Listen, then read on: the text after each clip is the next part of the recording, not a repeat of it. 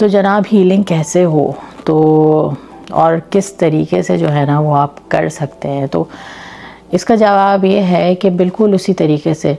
जैसे कि हम किसी बच्चे का उस किसी ख़तरनाक एक्टिविटी में से ध्यान हटाने के लिए उसका ध्यान बटाते हैं ना, वही खेल हमें अपने जहन के साथ खेलने की ज़रूरत होती है। और हमें ज़रूरत है कि हम इतने स्ट्रॉन्ग एटलीस्ट हों कि हमें अपने जहन पे इस कदर इख्तियार हो कि जब हमें अपनी फ़ीलिंग का अंदाज़ा हो रहा हो कि हाँ अब हम उस तरफ जा रहे हैं, तो अब हमें वहाँ से ट्यूटर लेना है। और कैसे लेना है, जिस तरह हम बच्चों को कहते हैं ना कि भाई नहीं आग से नहीं खेलो, माचिस नहीं जलाओ, लाइटर नहीं जलाओ, आओ हम जो है ना फ़लाँ खेल खेलते हैं,